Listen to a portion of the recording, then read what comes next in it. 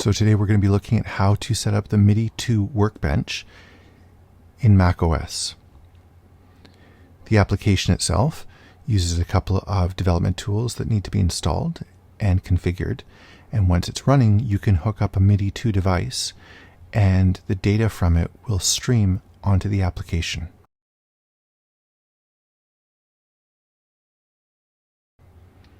Next up, we're going to download the source code from the GitHub site. So this is the GitHub for MIDI 2 Workbench.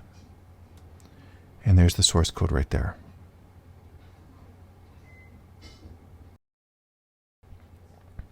Next up, we're going to be opening up VS Code and opening the folder we just downloaded inside of VS Code.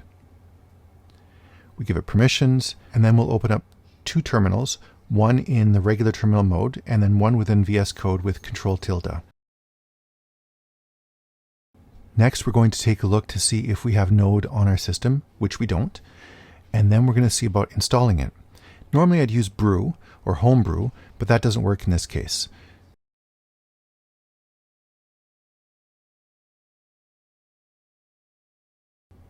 Next up, we have to install the Node Version Manager, NVM. And I'm very thankful that Mohiman helped me with this.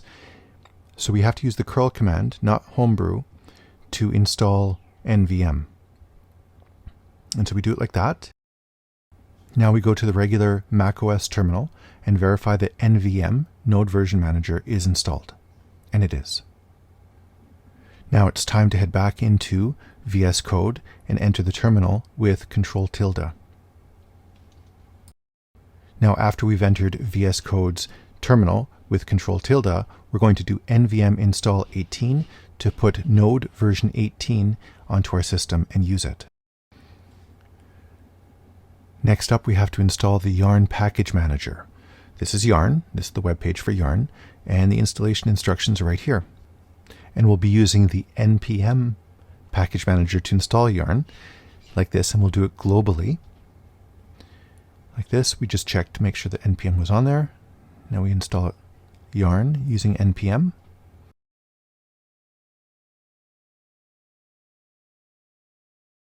Okay, next up we're going to try and do a run build with Yarn, and we'll encounter a problem. But that seems to be a macOS issue. If you're doing this on Linux, it probably isn't. So it turns out there's some configuration that needs to be fixed within macOS due to some developer authentication or naming convention. So we go into the JSON file right here and add the following text.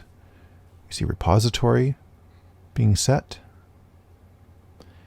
And then after I do that, I will put in type git and the URL for the GitHub project. And we can find it right here under HTTPS. Add that in. And now we're going to try and run it again with the fix. And we'll see that it does work this time instead of what was going on before. And there we go. And now we're going to launch from within VS Code using Yarn the application. So Yarn start. And this will launch the MIDI 2 Workbench just as if it was a regular application. So the application launch and build process is a little convoluted, but it ends up working. And when we hook up a MIDI 2 device to the application or to our computer and then into the application, it does work. You can see it right here. It's identified our MIDI 2 microcontroller device.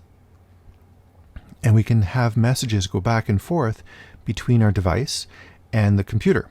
And you can see some of these packets coming in from the device and going out from the PC or the Mac into our MIDI 2 device.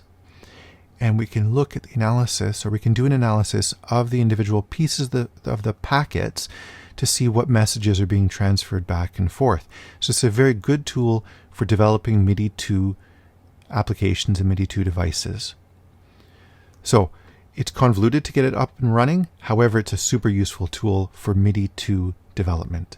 I'd really like to thank Mohiman Hassan for all his guidance on setting this up.